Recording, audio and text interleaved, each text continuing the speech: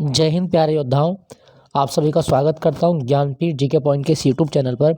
दोस्तों, उत्तर प्रदेश पुलिस भर्ती 2024 के लिए जो हमने यूपी जीके की सीरीज़ शुरू की थी मॉक टेस्ट के लिए, तो यूपी जीके का मॉक टेस्ट एक और मैं लेके आया हूं। मॉक टेस्ट नंबर 4 है यूपी जीके का।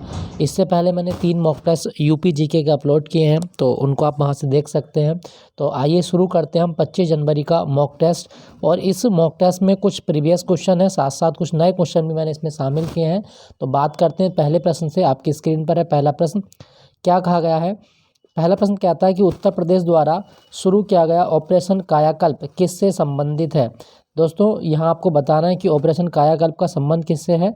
आपके ऑप्शन है कुपोषण को दूर करना, दिव्यांगों के कल्याण से, देसी गायों के संरक्षण से, और ऑप्शन डी है प्राथमिक व उच्च प्राथमिक विद्यालयों में मूलभूत सुविधाओं से। ऑलरेडी आपको ये क्वेश्चन कराया जा चुका है, तो आपको बताना है ऑपरेशन कायाकल्प ये किससे संबंधित है दोस्तों। तो आपको याद रखना है दोस्तों, उत्तर प्रदेश सरकार ने जो ऑपरेशन कायाकल्प शुरू किया है, इसका उद्देश्य है कि उत्तर प्रदेश के जो प्राथमिक और उच्च प्राथमिक सरकारी विद्यालय हैं जो सरकार द्वारा मान्यता प्राप्त हैं, और इन विद्यालयों में हम क्या करेंगे, मूलभूत सुविधाओं को बढ़ावा देंगे।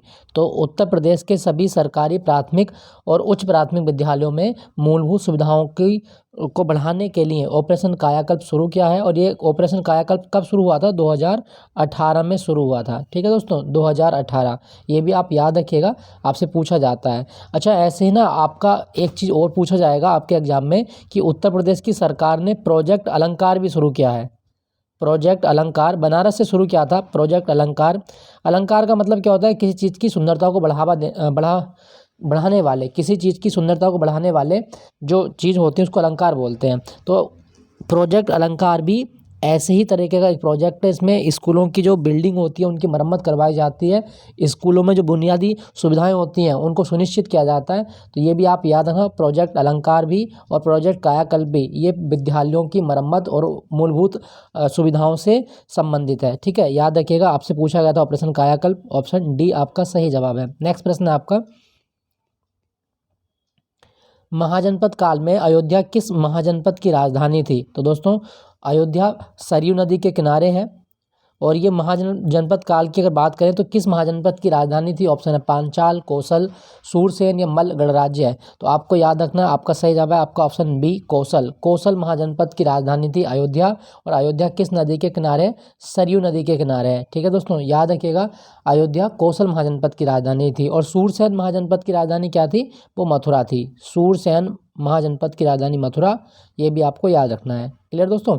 चलिए अगला प्रश्न, एक और रिपीट क्वेश्चन। उत्तर प्रदेश का कौन सा जिला खुर्जा पोट्री के लिए प्रसिद्ध है? दोस्तों, खुर्जा पोट्री ये चीनी मिट्टी की बने बर्तन होते हैं। कौन सा जिला है जो खुर्जा की पोट्री के लिए जाना जाता है? पोट्री मतलब बर्तन बनाने की कला। ठीक है, याद है ना, पोट्री मतलब बर्तन बनाने की कला। तो ऑप्शन आपके आजमगढ़, रायबरेली, गाजियाबाद या बुलंदशहर। तो खुर्जा पोट्री कहाँ पर होती है? Option D Bulandshahr. Option D इसका सही जवाब है। बुलंदशहर जो है वो अपनी खुर्जा पोट्री के लिए जाना जाता है।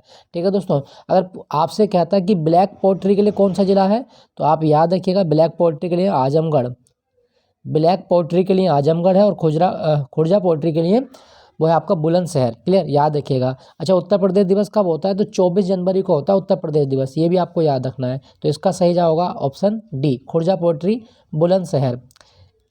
अगला प्रश्न, इलाहाबाद विश्वविद्यालय का डिजाइन तैयार करने वाला वास्तुकार कौन था? दोस्तों, इलाहाबाद विश्वविद्यालय का जो डिजाइन बनाया वो किसने बनाया था? ऑप्शन है चार्ल्स विल्किंस, ली कार्बूजर, सर विलियम एमर्सन या एडविन लुटियन। तो सही जवाब क्या होगा दोस्तों? इलाहाबाद विश्वविद्यालय का वास्तुकार था sir William Emerson. Sir William Emerson, याद रखिएगा, ऑप्शन डी इसका सही जवाब है, विलियम एमर्सन। नेक्स्ट प्रश्न है आपका, उत्तर प्रदेश का प्रथम वन्यजीव अभ्यारण्य कौन सा है? तो दोस्तों, यूपी का प्रथम वन्यजीव अभ्यारण्य कौन सा? आपके ऑप्शन है हस्तिनापुर वन्यजीव अभ्यारण्य, रानीपुर वन्यजीव अभ्यारण्य, चंद्रप्रभा वन्यजीव अभ्यारण्य और महावीर स्वामी वन्यजीव विहार। सही जवाब क्या होगा? उत्तर प्रदेश का प्रथम वन्यजीव विहार है चंद्रप्रभा वन्यजीव विहार, और ये कहाँ पर है? ये चंदौली जिले में है, चंदौली जिला। ठीक है, तो ऑप्शन सी आपका सही जवाब है। अगर आपसे पूछा जाए कि महावीर स्वामी वन्यजीव अभ्यारण्य किस जिले में है, तो उत्तर प्रदेश में ललितपुर में है।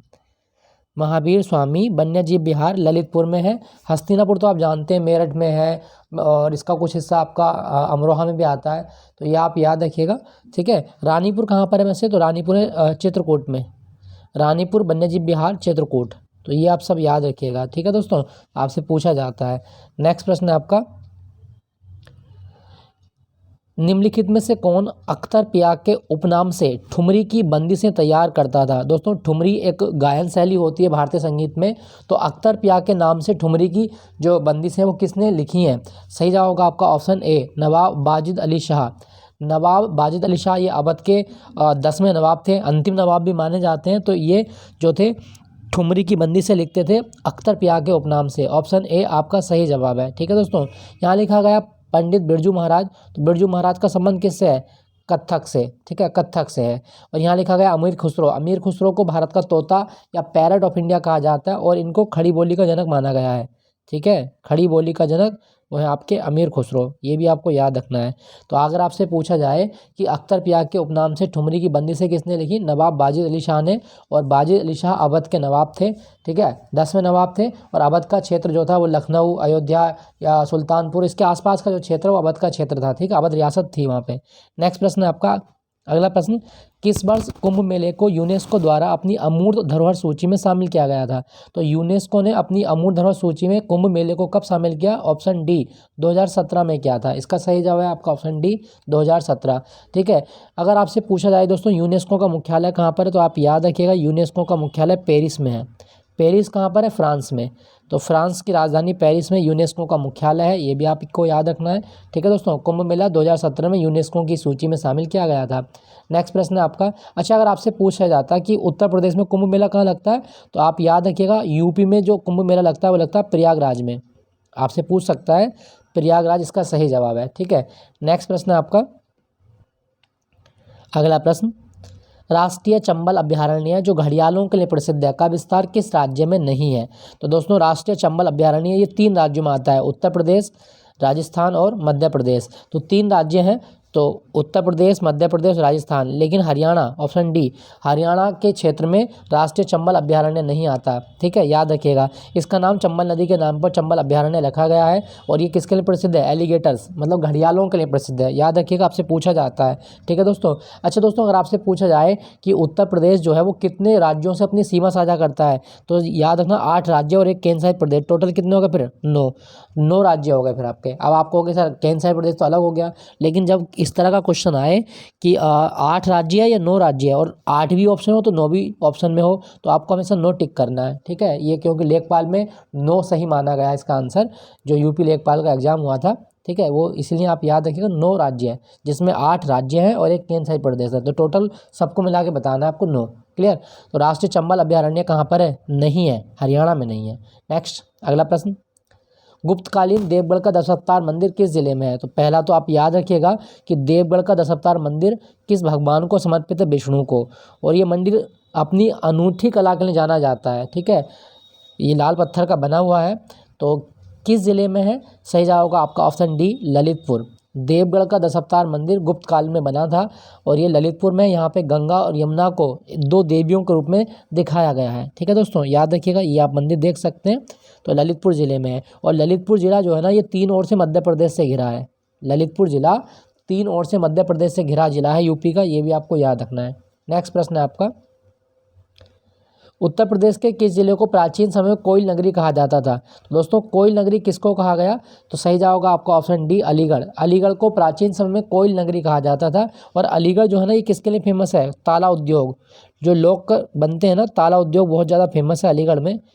ठीक है, तो ये भी आपको याद रखना है, कोयल नगरी अलीगढ़ को ही कहा गया है, और अलीगढ़ ताला उद्योग के लिए जाना जाता है। और अलीगढ़ में मोहम्मदन एंग्लो ओरिएंटल कॉलेज ये किसने बनाया था, सर सैयद अहमद खान ने, सर सैयद अहमद खान, याद रखिएगा। तो कोयल नगरी ये अलीगढ़ का नाम है। अच्छा दोस्तों अगर आपसे पूछा जाता कि वाराणसी को क्या बोलते हैं हम, वाराणसी को घाटों का नगर कहा जाता है, घाटों की नगरी, घाट नहीं होते गंगा के घाट, तो घाटों की नगरी, दीप की नगरी, मोक्ष की नगरी, भगवान विश्वनाथ की नगरी, तो ये सारी चीज़ें आपको याद रखें। लखनऊ जो है ये नवाबों की नगरी कहलाता है, कन्नौज भारत की इत्र नगरी कहलाता है। ठीक है, याद रखिएगा। तो कोयल नगरी किसको कहा गया है, ऑप्शन डी। अलीगढ़ को कहा गया है। नेक्स्ट प्रश्न है, राजघाट बहुउद्देशीय बांध परियोजना किस नदी पर है? तो दोस्तों पहला तो आप याद रखिएगा, राजघाट जो बांध बनाया गया है ये यूपी और एमपी दोनों राज्यों की सीमा पर है। ठीक है, यूपी का ललितपुर है और मध्य प्रदेश के कई सारे ज़िले इसके सीमा पर हैं।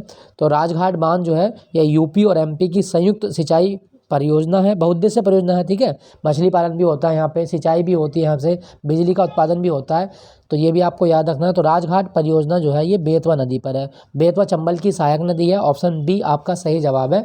ठीक है, इससे भी ज़्यादा इंपॉर्टेंट है कि राजघाट परियोजना किन दो राज्यों की है, तो यूपी और एमपी की। नेक्स्ट प्रश्न है आपका, अगला प्रश्न, आचार्य नरेंद्र देव कृषि विश्वविद्यालय कहाँ पर है? तो नरेंद्र देव कृषि एवं प्रौद्योगिकी विश्वविद्यालय है आपका कहाँ पर? ऑप्शन सी अयोध्या में है, ऑप्शन सी अयोध्या। ठीक है, पूछा जाए तो आप इसको याद रखिएगा। अच्छा, अगर आपसे पूछे कि मेरठ में कौन सा कृषि विश्वविद्यालय है, तो वो है आपका सरदार पटेल कृषि विश्वविद्यालय, सरदार पटेल कृषि विश्वविद्यालय। ठीक है, ये भी आपको याद रखना है। तो आपसे पूछा गया तो नरेंद्र देव, वो है आपका अयोध्या में। नेक्स्ट प्रश्न आपका, क्वेश्चन है आपका, इलाहाबाद हाईकोर्ट के प्रथम मुख्य न्यायाधीश कौन थे? इलाहाबाद हाईकोर्ट के प्रथम मुख्य न्यायाधीश, ये आपको बताना है। आपके ऑप्शन है George Stanley, Vidhu Bhushan Malik, sir Walter Morgan या सर अलेक्जेंडर रॉस। दोस्तों इलाहाबाद हाईकोर्ट जो है ये कब बना था, अगर हम बात करें पहले, तो पहले बात करते हैं कि इलाहाबाद हाईकोर्ट के प्रथम मुख्य न्यायाधीश कौन थे, वो थे sir Walter Morgan. Option C आपका सही जवाब, वॉल्टर मॉर्गन। और इलाहाबाद हाईकोर्ट जो है ना, ये बना कब था? 1866 में बना था। ठीक है, लेकिन ध्यान रखना जब ये बना था तो इसकी स्थापना कहाँ हुई थी? तो आगरा में। इलाहाबाद हाई कोर्ट जो है ये आगरा में स्थापित हुआ था। ठीक है, याद रखिएगा, और ये 1866 में स्थापित हुआ था। इसके प्रथम मुख्य न्यायाधीश कौन थे? Sir Walter Morgan. ठीक है दोस्तों, आपसे पूछा जाए तो आप याद रखें। अच्छा, अगर आपसे पूछा जाए कि इलाहाबाद हाई कोर्ट के जो जज हैं इनकी अधिकतम संख्या कितनी हो सकती है, तो इलाहाबाद हाई कोर्ट में जो न्यायाधीश हैं इनकी संख्या 160 हो सकती है। ठीक है, 160। और मैं आपको एक चीज़ बता दूं दोस्तों, जो इलाहाबाद हाई कोर्ट है इसकी एक खंडपीठ भी है, और वो खंडपीठ कहाँ पर है? तो इलाहाबाद हाई कोर्ट की एक संवैधानिक पीठ है लखनऊ में। ये भी आपको याद रखना है। तो आपसे पूछा गया था कि इलाहाबाद हाई कोर्ट के प्रथम मुख्य न्यायाधीश कौन थे? Sir Walter Morgan. पुलिस के एग्जाम के लिए बहुत ही इंपॉर्टेंट क्वेश्चन है, आप याद रखिएगा। स्क्रीनशॉट भी ले सकते हैं, मैंने स्टार भी लगा दिए हैं, तो इम्पोर्टेंट क्वेश्चन है। बाकी इस क्वेश्चन को मैं कई बार रिपीट कराऊंगा आपको, कई बार मॉक टेस्ट में रखूंगा, तो ये जिससे आपको याद हो जाएगा। नेक्स्ट प्रश्न है आपका, ये जरूर याद रखना कि इलाहाबाद हाईकोर्ट की स्थापना कहाँ हुई थी? आगरा में। और कब हुई थी? 1866 में। खंडपीठ कहाँ पर है? लखनऊ में। और इलाहाबाद हाईकोर्ट में मैक्सिमम जो जज हैं वो कितने हो सकते हैं? 160 हो सकते हैं। नेक्स्ट प्रश्न है आपका, बनारस हिंदू विश्वविद्यालय BHU की स्थापना किसने की थी? तो दोस्तों BHU की स्थापना 4 फरवरी 1916 को हुई थी, 4 फरवरी 1916। और बनारस हिंदू विश्वविद्यालय के संस्थापक कौन थे? Option B Madan Mohan Malviya. Option B Madan Mohan Malviya जो थे ये इन्होंने बनारस हिंदू विश्वविद्यालय की स्थापना की 4 फरवरी 1916 को। ठीक है दोस्तों, आपसे पूछा जाए तो आप याद रखिएगा। अच्छा दोस्तों, यहाँ पे लिखा गया है ज्योतिबा फूले। ज्योतिबा फूले जो हैं ये सत्यशोधक समाज को बिलोंग करते हैं, और इनकी किताब है गुलामगिरी। ठीक है, याद रखिएगा। तो BHU कब बना था? 1916 में, 4 फरवरी को। और संस्थापक कौन है? वो है मदन मोहन मालवीय। नेक्स्ट प्रश्न आपका, अगला प्रश्न, उत्तर प्रदेश में काकोरी षड्यंत्र में कौन सा क्रांतिकारी संगठन जुड़ा था? अच्छा, कहने का मतलब है कि 1925 में उत्तर प्रदेश में काकोरी षड्यंत्र हुआ, इसमें कौन सा संगठन है जो जुड़ा हुआ था? आपके ऑप्शन है आज़ाद हिंद फौज, लाल कुर्ती संगठन, गदर पार्टी या हिंदुस्तान रिपब्लिकन एसोसिएशन। दोस्तों पहले चीज़ तो आप याद रखिएगा, काकोरी षड्यंत्र जो हुआ ये ट्रेन हादसा था, और इस हादसे में क्या हुआ कि अंग्रेज़ों का जो सोना था, अंग्रेज़ों के जो पैसे थे, अंग्रेज़ों के जो हथियार थे वो लूट लिए गए। ठीक है, लखनऊ के पास में काकोरी स्टेशन पड़ता है छोटा सा, वहाँ पे क्रांतिकारियों ने लूटे थे। और ये क्रांतिकारी जिस क्रांतिकारी दल के थे वो कौन सा संगठन था? वो था आपका हिंदुस्तान रिपब्लिकन एसोसिएशन। इसमें अशफाक उल्ला खां, राजेंद्र लाहिड़ी, राम प्रसाद बिस्मिल, ठीक है, ये लोग शामिल, रोशन ये भी थे। तो इन सब के प्रयास से काकोरी ट्रेन एक्शन जो था वो सफल हुआ। इसमें क्रांतिकारी अंग्रेज़ों का पैसा, अंग्रेज़ों के हथियार लूटने में सफल हुए। तो ये कब हुई थी घटना? ये 9 अगस्त को हुई थी 1925 में। 9 अगस्त 1925। ठीक है, तो कौन सा संगठन जुड़ा हुआ था, तो आपको याद रखना हिंदुस्तान रिपब्लिकन एसोसिएशन, ये एक क्रांतिकारी संगठन है। इस क्रांतिकारी संगठन के क्रांतिकारियों ने काकोरी ट्रेन एक्शन को अंजाम दिया था। ठीक है, 9 अगस्त 1925। कहाँ पर है काकोरी? काकोरी जगह है लखनऊ में। ठीक है, याद रखिएगा, आपसे पूछा जाता है। अच्छा दोस्तों, इससे इंपॉर्टेंट चीज़ बताता हूँ आपको। अगर आपसे पूछा जाए कि काकोरी षड्यंत्र में या काकोरी ट्रेन एक्शन में जो क्रांतिकारी थे, इनके पास माउजर थी, माउजर इन्होंने जो यूज की थी, वो माउजर को किस देश में बनी थी, तो आप याद रखना काकोरी ट्रेन एक्शन में क्रांतिकारियों ने जिन माउजर का उपयोग किया था, वो माउजर थी जर्मन की मेड थी, और ये सी टाइप थी, सी टाइप। तो ये जरूर याद रखना कि किस देश की बनी रिवॉल्वर का उपयोग किया गया था, तो आप याद रखना जर्मनी में बनी जो रिवॉल्वर पिस्तौल थी, उनका उपयोग किया था काकोरी ट्रेन एक्शन को अंजाम देने के लिए। तो काकोरी ट्रेन एक्शन किससे जुड़ा है? Hindustan Republican association. यहाँ पे दोस्तों बात करता हूँ थोड़े से ऑप्शन के बारे में। अगर आपसे पूछा जाए कि गदर पार्टी का मुख्यालय कहाँ पर था, तो अमेरिका का एक शहर है सैन फ्रांसिस्को। गदर पार्टी का मुख्यालय कहाँ था? सैन फ्रांसिस्को में। और गदर पार्टी कब बनी थी, तो लाला हरदयाल के नेतृत्व में बनी थी 1913 में। सैन फ्रांसिस्को में इसका मुख्यालय था, याद रखिएगा। ठीक है दोस्तों। अच्छा, आज़ाद हिंद फौज कब बनी, तो आज़ाद हिंद फौज जो है इसके संस्थापक हैं सुभाष चंद्र बोस, याद रखिएगा। लाल कुर्ती संगठन, ये जो अब्दुल गफ्फार खान है, अब्दुल गफ्फार खान उनसे संबंधित है, तो ये भी आपको याद रखना है। अब्दुल गफ्फार खान जिसको सीमांत गांधी कहा गया है। ठीक है, याद रखिएगा। तो यूपी में काकोरी षड्यंत्र में हिंदुस्तान रिपब्लिकन एसोसिएशन के क्रांतिकारी शामिल थे। ऑप्शन डी आपका सही जवाब है। वो जरूर याद रखना कि रिवॉल्वर किस देश में बनी थी, जर्मन मेड थी वो।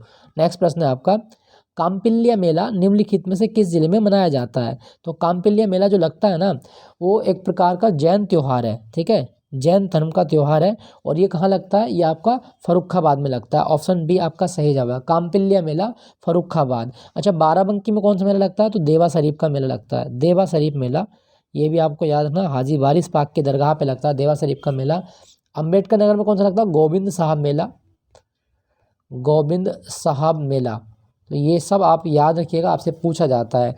आगरा में तो आप जानते हैं बटेश्वर मेला लगता है, बटेश्वर, और ये पशुओं का मेला है, तो बटेश्वर मेला आगरा में लगता है। ठीक है, आपसे पूछा गया था काम्पिल्य मेला, ये फर्रुखाबाद में लगता है, और ये जैन धर्म से संबंधित है। Option B. अच्छा, क्या आपको पता है कि महादेवी वर्मा का जन्म कहाँ हुआ था? महादेवी वर्मा आधुनिक हिंदी साहित्य की मीरा कही जाती हैं, तो महादेवी वर्मा का जन्म फर्रुखाबाद में हुआ था, ये भी आपको याद रखना है। नेक्स्ट प्रश्न है आपका, उत्तर प्रदेश की जलवायु किस प्रकार की है? दोस्तों, उत्तर प्रदेश की जलवायु कैसी है? आपके ऑप्शन है शुष्क जलवायु, शीतोष्ण जलवायु, उष्ण कटिबंधीय मानसूनी जलवायु, या महाद्वीपीय जलवायु। सही जवाब होगा आपका ऑप्शन सी, उष्ण कटिबंधीय मानसूनी जलवायु। ऑप्शन सी, उष्ण कटिबंधीय मानसूनी जलवायु, याद रखिएगा, आपसे पूछा जाता है। अच्छा दोस्तों, क्या आपको पता है कि उत्तर प्रदेश का एरिया कितना है? 240,928 वर्ग किलोमीटर, 2,40,928 वर्ग किलोमीटर, और ये भारत के क्षेत्रफल का 7.33% है। ठीक है, जरूर याद रखिएगा कि यूपी का एरिया भारत के कुल एरिया का कितना है? 7.33%। अच्छा, क्या आपको पता है कि उत्तर प्रदेश जो है, इसका भारत में क्षेत्रफल के अनुसार कौन सा नंबर आता है? तो आप याद रखना, चौथे नंबर का राज्य है। ठीक है, सबसे बड़ा राज्य एरिया में राजस्थान है, उसके बाद में आपका महाराष्ट्र है, उसके बाद में फिर मध्य प्रदेश है, तो ये आप याद रखना, और मध्य प्रदेश के बाद अपना यूपी का नाम आता है। तो उत्तर प्रदेश की जलवायु उष्ण कटिबंधीय मानसूनी, ऑप्शन सी। नेक्स्ट प्रश्न है आपका, उत्तर प्रदेश राज्य का कौन सा जिला नेपाल के साथ अपनी सीमा नहीं बनाता? तो दोस्तों, पहली बात तो आप याद रखिएगा, उत्तर प्रदेश का जो अंतर्राष्ट्रीय बॉर्डर है, या यूपी की जो अंतर्राष्ट्रीय सीमा है, वो केवल एक ही देश के साथ लगती है। तो उत्तर प्रदेश केवल और केवल नेपाल के साथ अपनी अंतर्राष्ट्रीय सीमा साझा करता है, और नेपाल के साथ यूपी के 7 ऐसे ज़िले हैं जो सीमा साझा करते हैं। तो पहले देख लेते हैं ये 7 ज़िले कौन कौन से हैं, इस मैप को थोड़ा जूम कर लेते हैं। तो ये आपका जो ये है आपका नेपाल, इसको रंग लेते हैं लाल रंग से, ये नेपाल है आपका, ये पूरा नेपाल है। ठीक है, और यूपी के हम बात करते हैं ये वाला ज़िला, तो ये है आपका पीलीभीत, ये वाला ज़िला। ये है फिर आपका लखीमपुर खीरी, उसके बाद में ये है आपका बहराइच, उसके बाद में ये है आपका, ये कौन सा, ये है श्रावस्ती, ये है फिर आपका सिद्धार्थनगर, ये है आपका, सॉरी सिद्धार्थनगर नीचे है, ये आपका महाराजगंज, और ये है आपका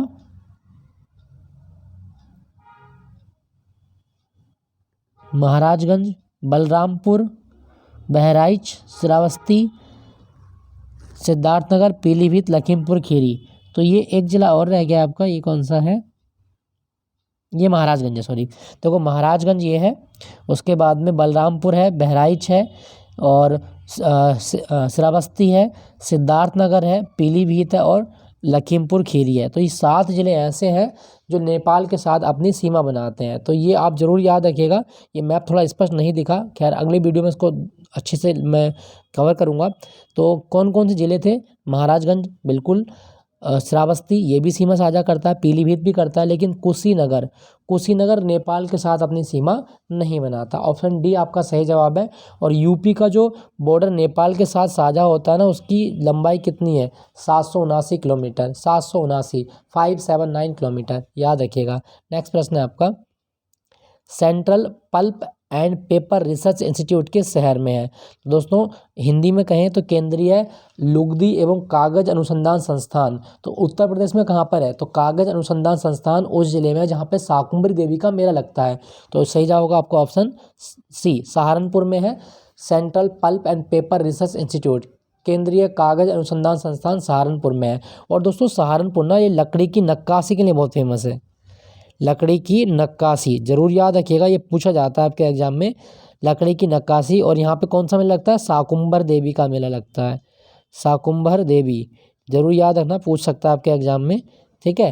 तो pulp and paper research institute कहाँ पर है, वो सहारनपुर में है, और यहाँ पे शाकुंभरी देवी का मेला भी लगता है, ठीक है दोस्तों। यूपी का सबसे उत्तरी जिला है सहारनपुर।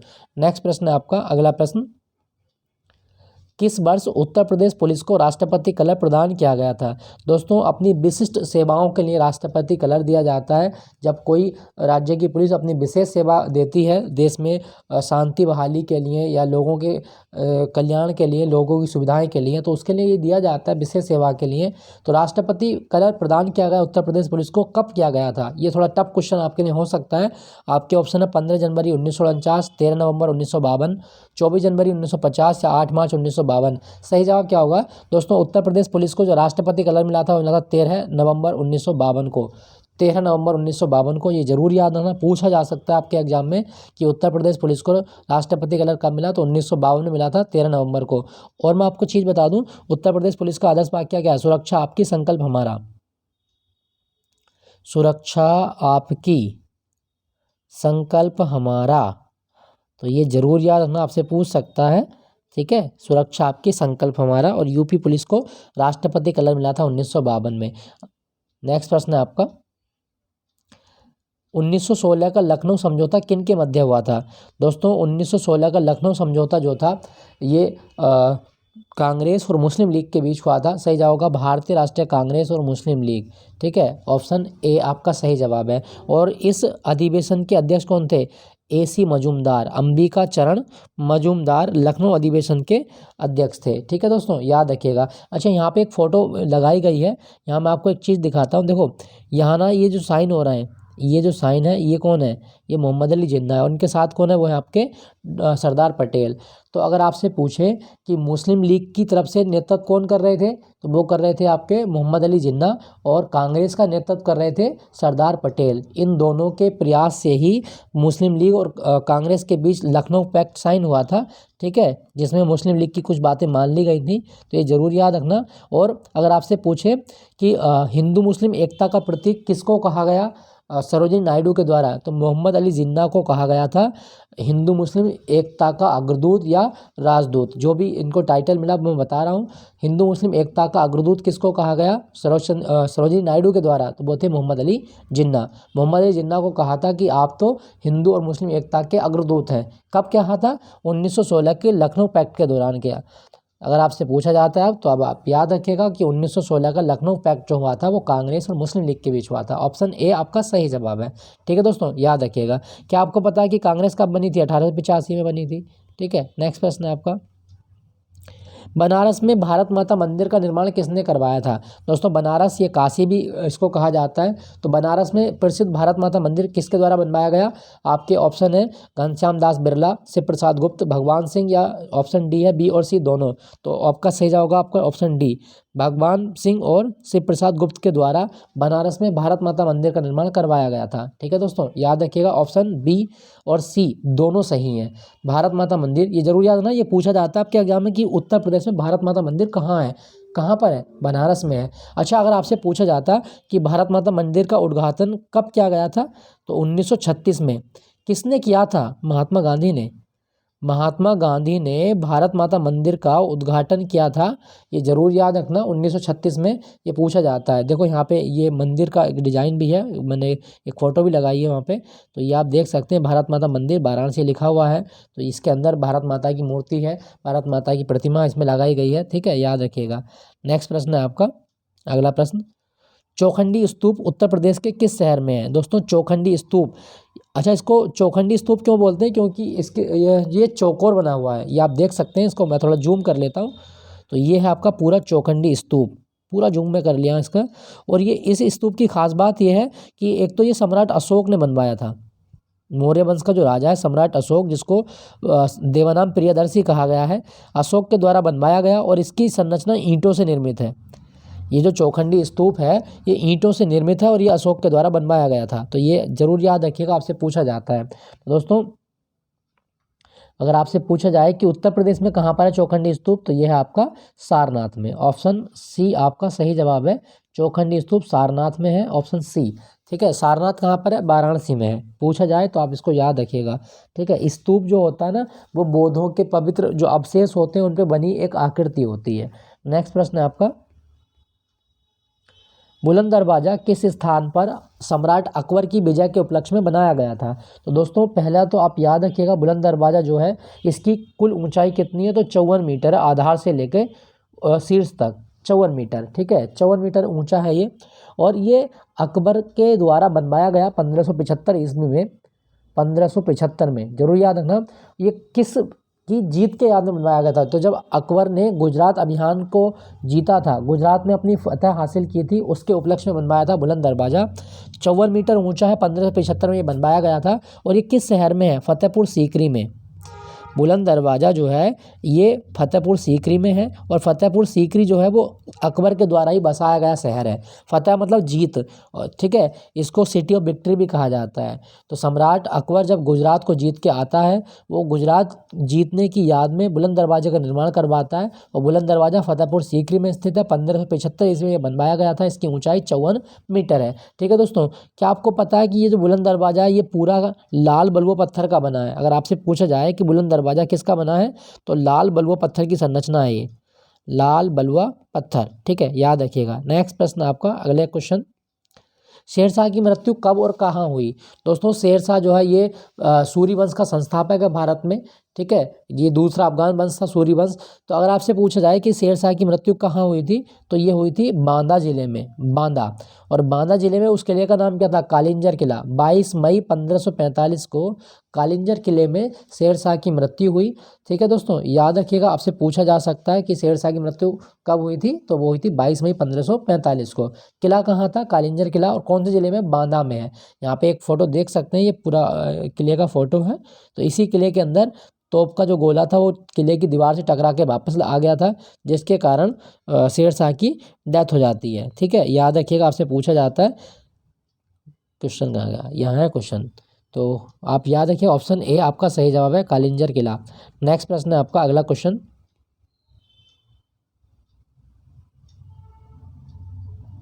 उत्तर प्रदेश के किस शहर को भारत की सांस्कृतिक राजधानी के रूप में जाना जाता है? तो दोस्तों भारत की सांस्कृतिक राजधानी उत्तर प्रदेश के किस शहर को कहा गया है? आपके सही जवाब आपका ऑप्शन ए, वाराणसी को कहा जाता है।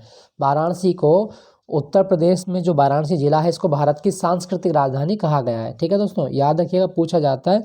वाराणसी का दूसरा नाम बनारस भी है, इसको काशी भी कहा जाता है। ठीक है दोस्तों, पूछा जाए तो आप इसको याद रखिएगा, आपसे पूछा जा सकता है। अच्छा, अगर आपसे पूछा जाए कि उत्तर प्रदेश में प्रधानमंत्रियों का नगर किसको कहा गया है? प्रधानमंत्री की नगरी किसको कहा गया है? तो आप याद रखना, इलाहाबाद को प्रधानमंत्रियों की नगरी कहा जाता है। पीएम की नगरी इलाहाबाद।